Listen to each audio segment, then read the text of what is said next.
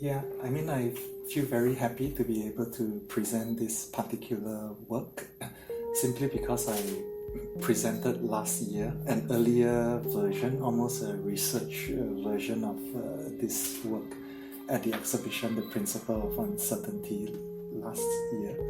So I think it's a nice continuation for me, so I feel very happy to be here.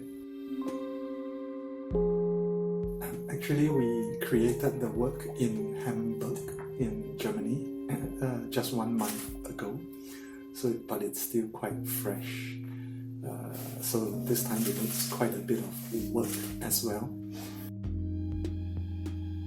So as for memorable, it was just a lot of suffering. I don't know whether suffering is kind of memorable, I guess. But it's a very difficult, technically a very difficult work to perfect, I think. So I feel like I'm still in the midst of trying to complete this work.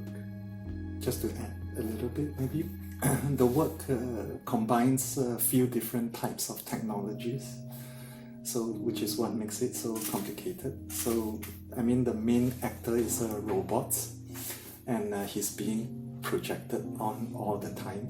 So we also need a special type of projection software.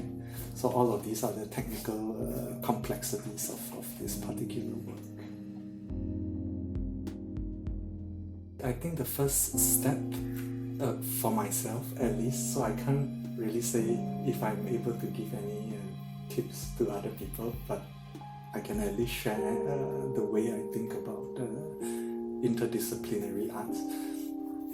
I think the basic way is to just think of the project in itself without thinking at all what discipline it belongs to, and also somehow forgetting all the kinds of habits, demands, limitations that each discipline usually creates. So I think the first step for me is, is to forget completely all of these types of rules and habits, and to just think of the work in itself as what I would like to create.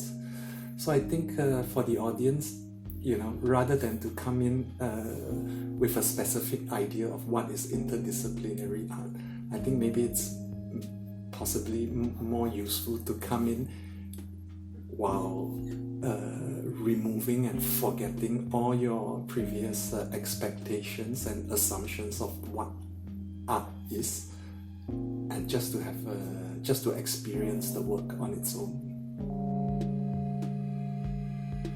I think a lot of my projects have started with these questions: what is Asia, or what is Southeast Asia?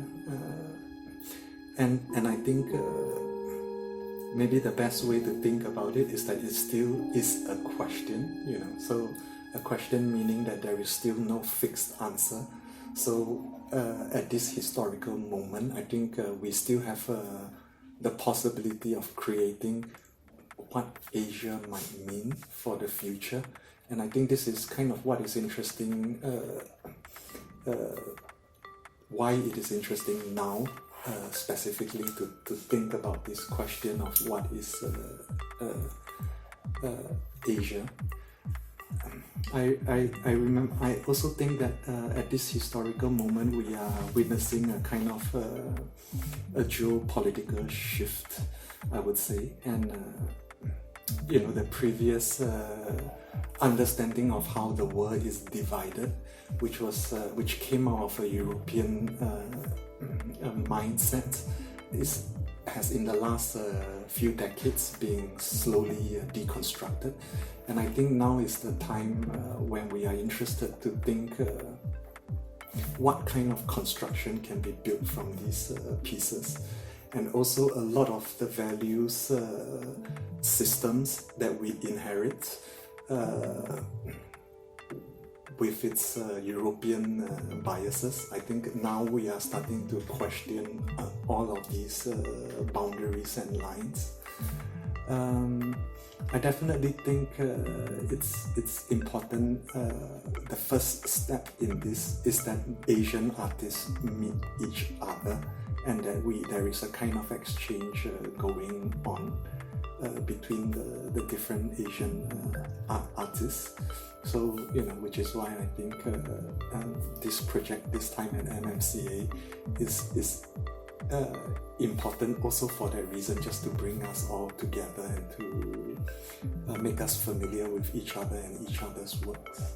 In a way, connects to your earlier question about interdisciplinary practice, because these disciplines, as we understand it, the lines between the different disciplines, in a way we also inherited that from I would say a kind of European perspective. So I think it's part of what it means at this moment now, when we are questioning both the histories that we are all plugged into, but at the same time we are also questioning these lines between the disciplines. So I think both in terms of form and also content, it's a moment to question all of these received assumptions.